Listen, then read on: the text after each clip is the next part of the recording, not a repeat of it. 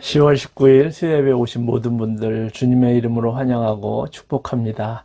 오늘 이 예배를 통해서 하나님을 만나고 또 하나님의 음성을 듣고 또 같이 대화하면서 또 귀한 은혜의 시간 되길 원합니다.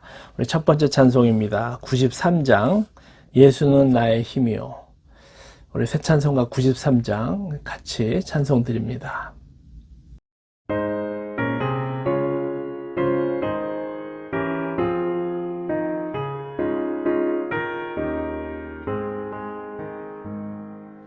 예수는 나의 힘이요 내 생명 되시니 구주 예수 떠나 살면 죄 중에 빠지니 눈물이 앞을 가리고 내 맘에 근심 쌓일 때 위로하고 힘 주시니 주 예수. 예수는 나의 힘이요 내 친구 되시니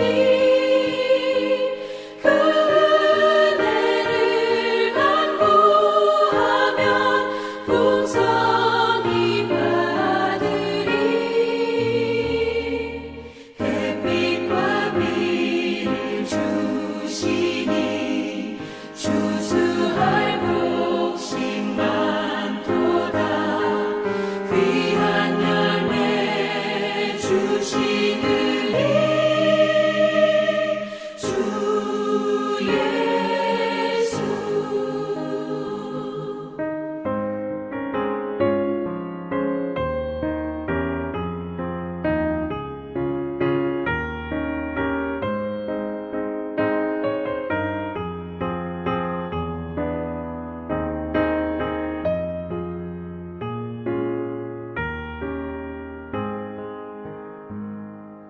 예수는 나의 힘이요 내 기쁨 되시니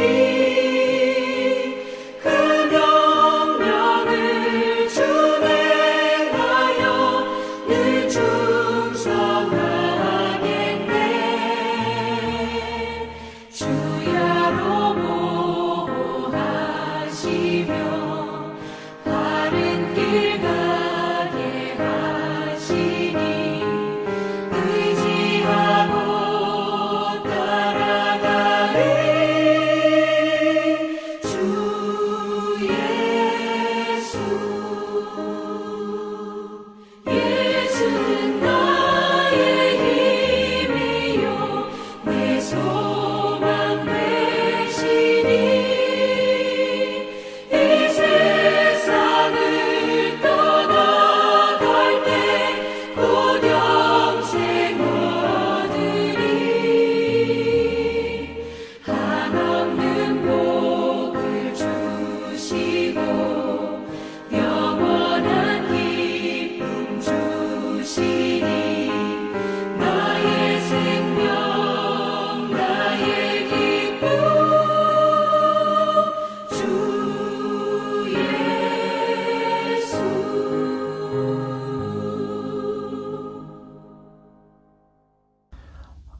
이어서 들을 찬송은 288장입니다. 예수를 나의 구주 삼고. 새 찬송가 288장, 통일 찬송가 204장 이 찬송 같이 드리겠습니다.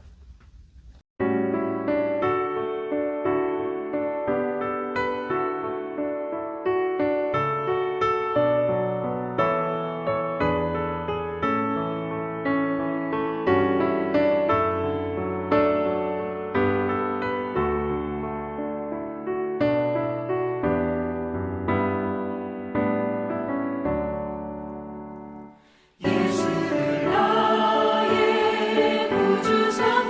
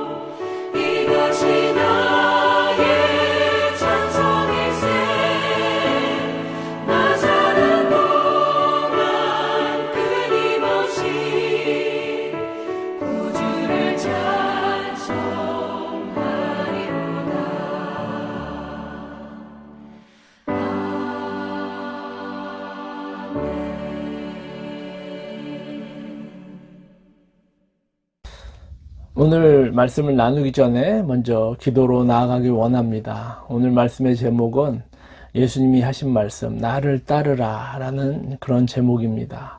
우리가 예수님의 부르심을 받고 또 예수님의 삶을 따라가는 그런 제자들로서 어떻게 하든지 우리 이 땅의 삶이 주님 보시기에 또 아름다운 삶, 또 거룩한 삶, 또 주님을 따르는 삶, 그런 삶이 되게 해달라고.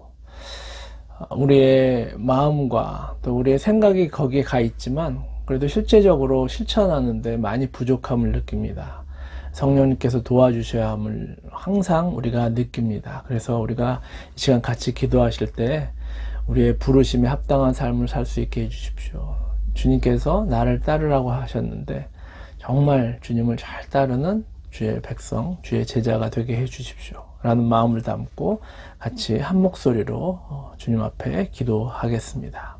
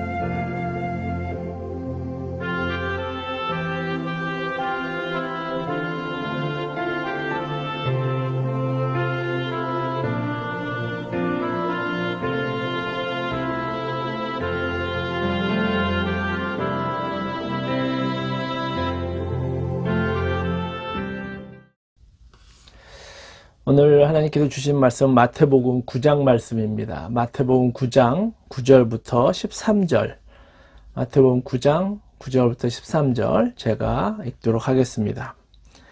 예수께서 그곳을 떠나 지나가시다가 마태라는 사람이 세관에 앉아있는 것을 보시고 이르시되 나를 따르라 하시니 일어나 따르니라. 예수께서 마태의 집에서 앉아 음식을 잡수실 때 많은 세리와 죄인들이 와서 예수와 그의 제자들과 함께 앉았더니 바리새인들이 보고 그의 제자들에게 이르되 어찌하여 너의 선생은 세리와 죄인들과 함께 잡수시느냐.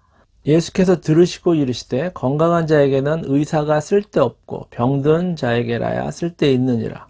너희는 가서 내가 긍휼을 원하고 제사를 원하지 아니하노라 하신 뜻이 무엇인지 배우라.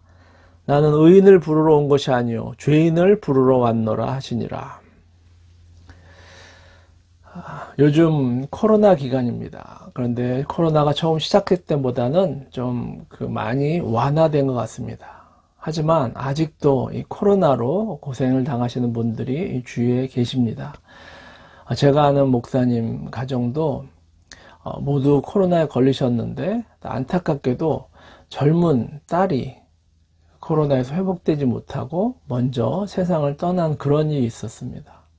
그 목사님이 얼마나 마음이 아팠는지 우리는 사실 좀 헤아릴 수 없는 그런 어려움 가운데, 그런 아픔 가운데 처하셨을 것입니다. 근데 이런 스토리들이 너무 많은 것이죠. 여러분 주위에도 정말 코로나 때문만 아니고 또 여러 병으로, 또 여러 문제로 고통하시고 신음하시는 그런 분들이 많이 계실 것입니다. 특별히 육체적인 병으로 고생하는 것은 정말 말로 표현할 수 없는 그런 아픔인 것이죠.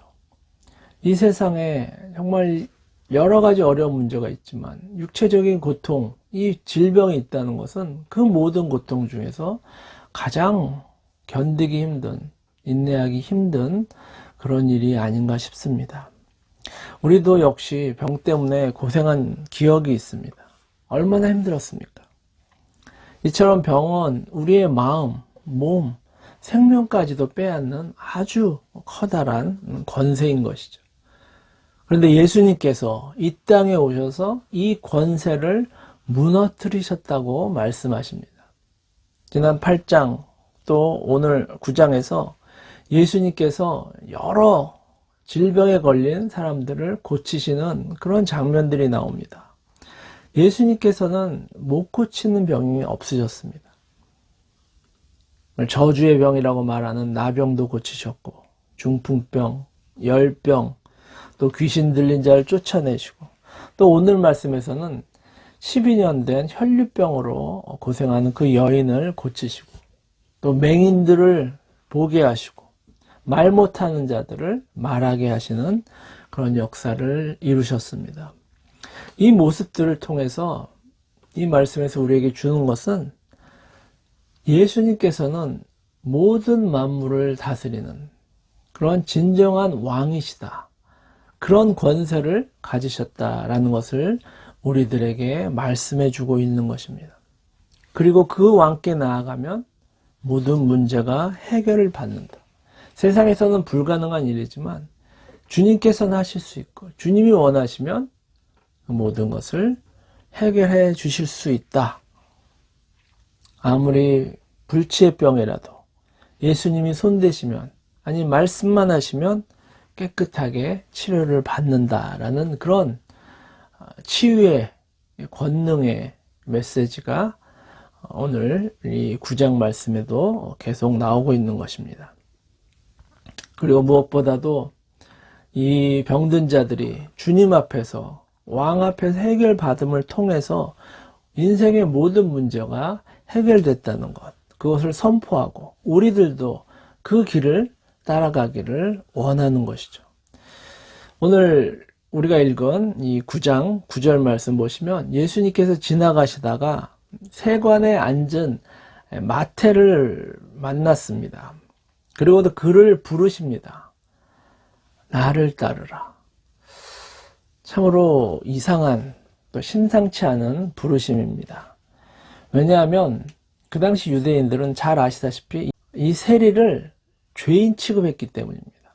죄인 취급을 넘어서서 매국노, 동족의 피를 빼앗아 먹는 그런 매국노요, 배신자로 취급했기 때문입니다. 그런데 그 예수님께서 이 죄 많은 세리를 제자로 부르시는 장면입니다.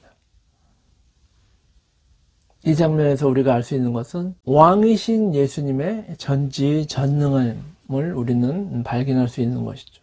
예수님은 이미 하나님 나라를 세울 그런 일꾼들이 어떤 사람이라는 것을 미리 알고 보이는 것 가지고 선택하는 것이 아니고 이미 아신 그 전지전능함을 통해서 마태를 부르시고 제자를 삼으신 것입니다.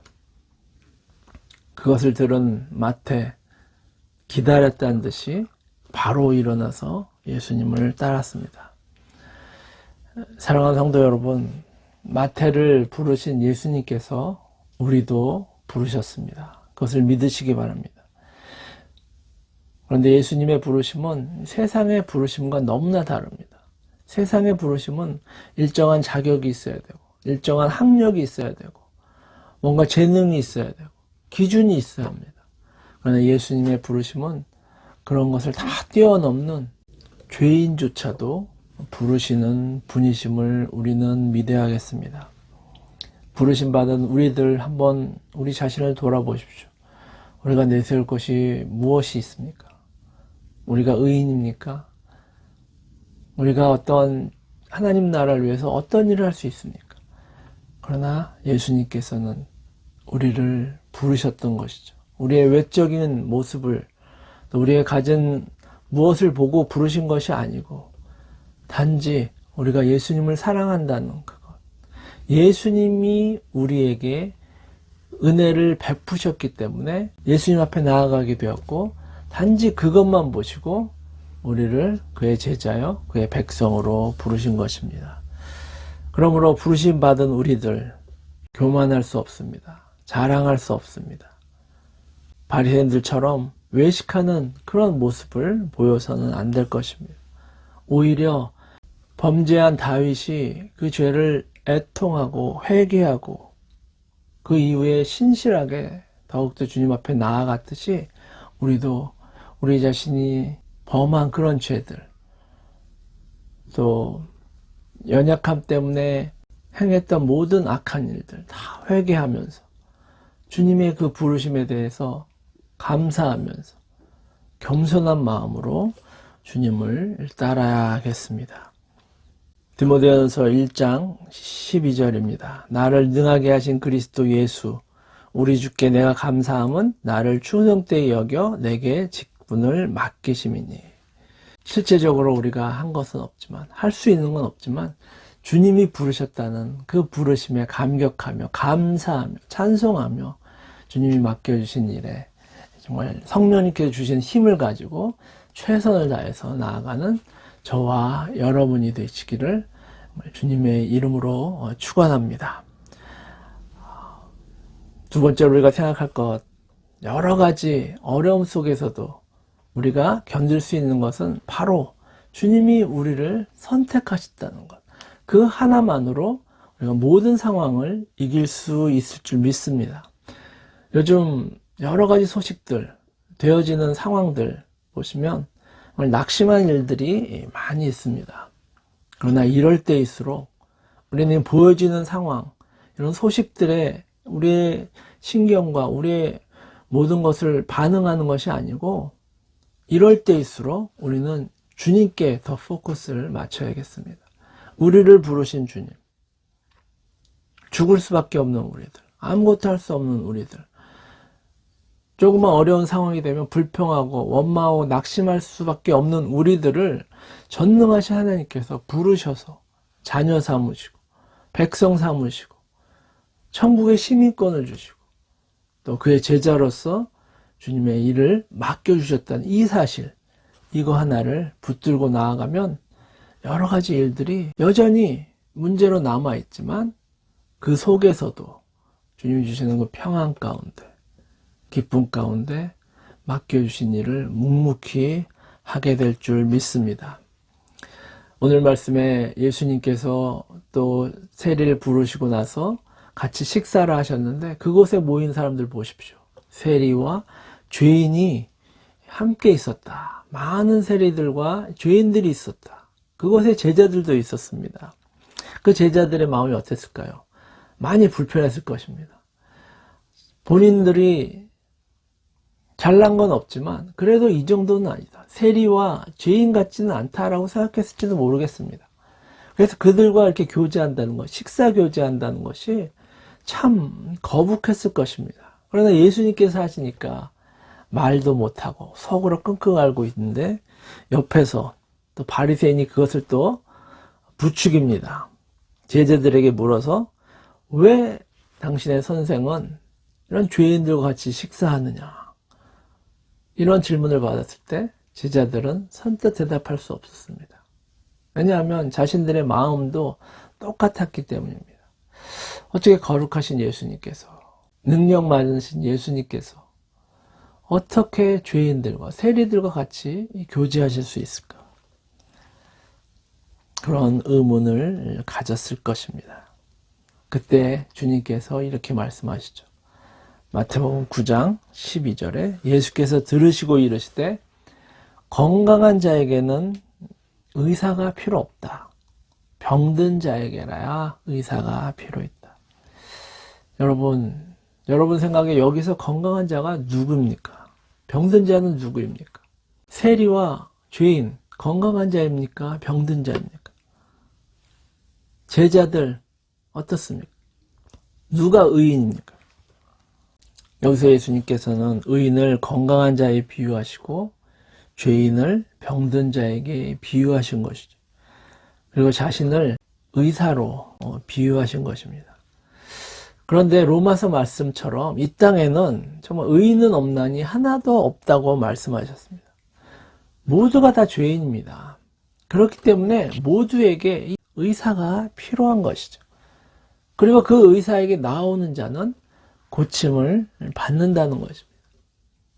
여기서 우리가 꼭 기억해야 할 것은 저와 여러분은 이미 주님께 나와서 고침을 받은 건강한 자들이라는 것이죠. 그러나 우리 주위를 보십시오. 아직도 고침받지 못한, 건강하지 못한 병든 자들이 너무나 많이 있는 것을 알 수 있습니다. 육체적인 질병만이 아니고 영적인 눈으로 보았을 때 병든 자들이 너무 많이 있습니다. 그런데 예수님의 시선은 항상 병든 자에게 가 있었다는 것이죠. 그러므로 예수님을 따르는 우리들도 우리의 시선이 병든 자에게, 연약한 자에게, 힘들어하는 자에게, 낙심하는 자들에게 가 있어야 하는 것입니다. 예수님께서 귀족들과 식사하지 않으시고 세리와 죄인들과 같이 식사하셨듯이, 그리고 제자들도 어쩔 수 없이 참여했지만 같이 있었듯이 우리도 가능하면 기회가 되는 대로 병든 자들, 약한 자들, 세상에서 멸시받는 자들, 그들과 함께 하면서 그들을 위해서 기도하고 그들의 치유를 빌어야 하는 것입니다. 그들과 같이 있으면서 그들에게 영향력을 받으라는 말이 아닌 것이죠. 우리가 갖고 있는 그 생명, 주께로부터 받은 그 생명을 전하는 일에 최선을 다해야 한다는 것입니다.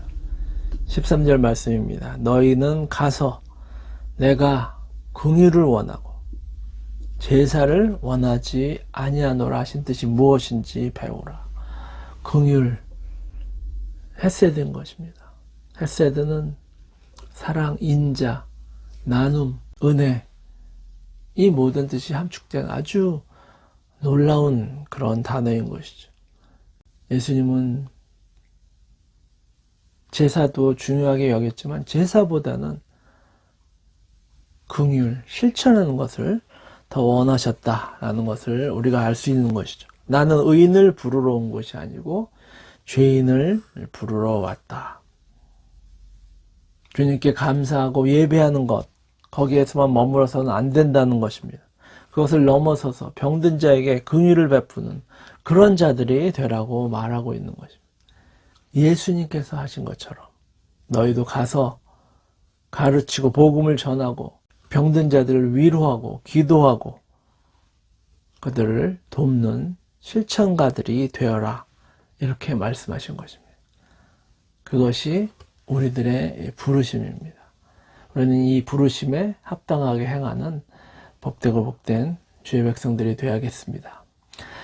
사랑하는 성도 여러분, 죄인을 부르러 오신 예수님, 마태를 보시고 마태를 부르셨습니다. 그리고 우리를 부르셨습니다. 나를 따르라. 이 부르심에 감사하면서 주님을 충성스럽게 따르는 그런 성도님들이 되시기를 주님의 이름으로 축원합니다.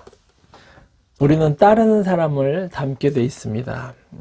어느 작은 마을에 어니스트라는 사람은 어머니로부터 언젠가 저 바위산과 닮은 그런 사람이 나타날 것이라는 말을 듣고 계속 그 사람을 기다립니다. 어렸을 때 돈 많은 사람도 만났습니다. 그래서 그 사람이 저 바위산과 닮은 사람인가 라고 보았는데 그렇지 않았습니다. 청년이 돼서 유명한 장군도 만났습니다. 또 나이가 들어서 유명한 정치가도 만났습니다. 어느덧 노년이 되어서 시인을 만나지만 모두 저 바위산과 같은 사람은 아니었습니다. 그런데 어니스트의 설교를 들으러 온 시인이 어느 날 문득 이 어니스트가 저 바위산의 얼굴과 닮았다는 것을 알고 그것을 말해줍니다. 어니스트는 끝까지 인정하지 않습니다. 그러나 어느덧 자신도 모르게 그가 바라본 이 바위산과 자기가 닮았다는 것을 깨닫게 된 것이죠. 그렇습니다. 우리는 누구를 보고 누구를 닮고자 하느냐, 그것에 따라서 우리의 모습도 그렇게 변하게 될 줄 믿습니다. 정치가를 보고 정치가를 따르면 정치가가 되는 것이죠. 범죄 조직에 있으면 범죄자가 될 수밖에 없는 것입니다. 우리는 마땅히 예수 그리스도를 따른 그런 예수 그리스도를 닮는 자들이 되어야 할 것입니다. 우리가 보고 바라고 따르는 대로 우리의 모습이 변합니다. 여기 계신 모든 분들 다시 한번 예수 그리스도를 보고 따르며 닮는 그런 복되고 복된 주님의 백성들이 되시기를 축원합니다. 기도하겠습니다. 하나님 아버지 감사합니다. 주님께서 이 땅에 오셔서 많고 많은 사람 중에 세리요 또 죄인인 마태를 부르시고 또 그들과 교제하시고 특별히 또 가난하고 죄 많은 사람들과 사역하시면서 그들에게 긍휼을 베푸시는 그런 일들을 우리가 보았습니다. 그리고 우리에게 말씀하시기를 나를 따르라. 내가 한 일을 본받고 그대로 행하라고 말씀하신 것을 배웠습니다. 우리의 부르심, 이것은 정말 기적이고 큰 은혜임을 우리가 기억하면서 감사하면서 무엇보다 주님께서 우리에게 말씀하신 대로 그 모습을 따르는 우리들 되게 도와주시옵소서. 우리가 원하고 또 우리가 편한 그런 일들, 그것에 포커스 맞추는 것이 아니고 주님이 부르셨기에 우리 낮은 자들 또 죄인들 또 도움이 필요한 자들에게 우리가 가서 주님의 그 모습을 그대로 실천하는 신실한 주님의 제자들, 복된 주의 백성들 되게 도와주시옵소서. 또 코로나 시대에 여러 가지 또 질병으로 또 여러 문제로 힘들어하는 분들이 주위에 많이 계시는데 오늘 말씀에 의지해서 정말 그분들에게 다가가서 그들을 격려하고 위로하고 또 섬길 수 있는 적극적인 주님의 제자들이 될 수 있도록 축복하여 주시옵소서. 무엇보다도 우리의 삶 속에 어려운 일을 당할 때 모든 질병을 치료하시는 그 예수님께서 우리를 부르셨다는 그 부르심을 생각하면서 또 부르심의 그 사명을 의지하면서 담대히 이 힘든 세상을 승리하며 나아가는 충성된 주의 백성들 될 수 있도록 인도하여 주시옵소서. 이제는 우리 주 예수 그리스도의 은혜와 하나님 아버지의 그 크신 사랑과 성령님의 교통하심이 나를 따르라는 그 예수님의 말씀에 적극적으로 반응하며 실천하길 소원하는 모든 주님의 백성들 머리 위에 가정 위에 사역 위에 이제부터 영원토록 함께 있을지어다. 아멘.